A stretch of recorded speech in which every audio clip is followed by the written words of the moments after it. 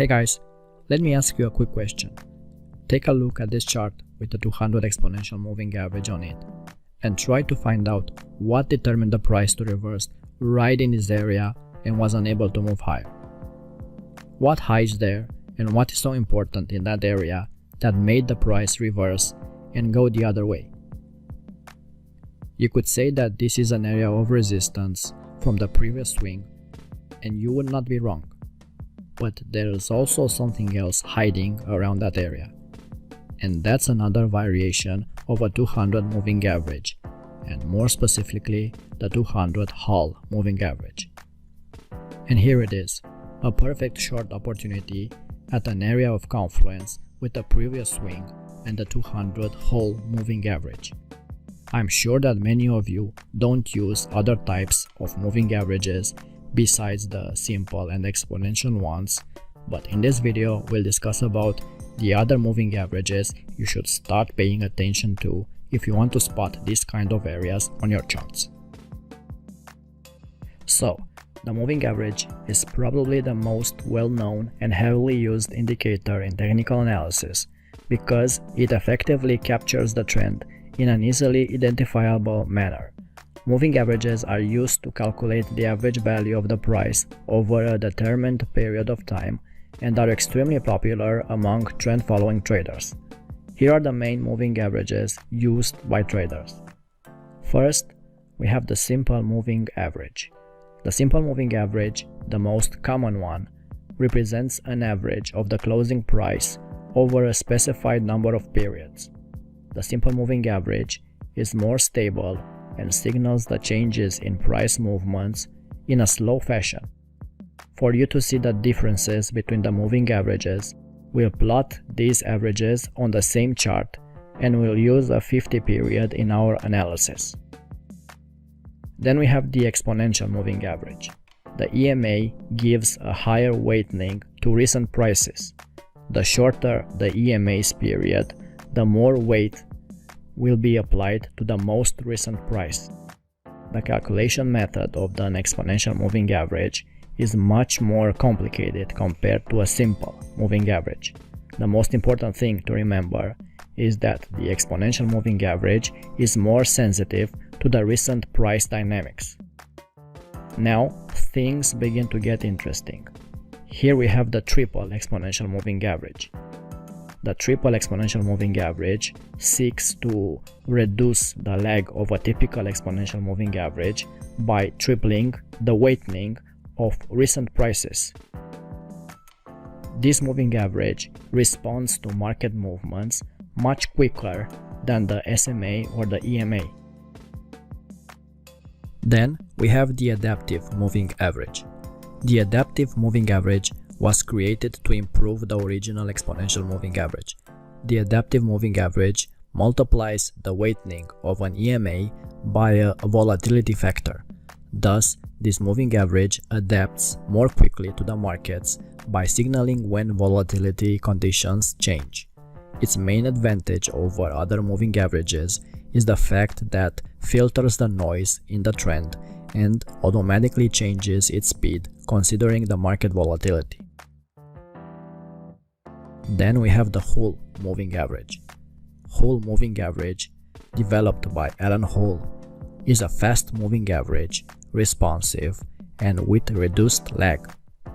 Hull used several weighted averages in calculating this moving average and claimed that this formula reduces market lag and increases smoothness at the same time. Another type of moving average is the weighted moving average. The weighted moving average was designed to find trend faster but without whipsaws. The weighted moving average offers more relevance on recent price moves and reacts more quickly to price movements than the simple moving average or the exponential one. And finally, the Zurich moving average. The Zurich moving average is used by some institution traders. Zurich claims that this moving average is a powerful adaptive tracker that can smooth time series data with very little small lag, no overshoots, and no oscillations. Traders use different settings of moving averages for different reasons. Some are interested in the long-term trend, others want to trade based on the short-term trend. The length input of a moving average depends on the objectives of the trader. Short-term moving averages are used for short-term trading, while longer-term moving averages are used by long-term investors. If we take into account the length of a moving average followed by traders, there are three main types of moving averages. First is the long-term moving averages. The most common moving average is the 200 one, and many traders apply it on the daily charts. It is believed that many institutions like banks, hedge funds, forex dealers are following this indicator.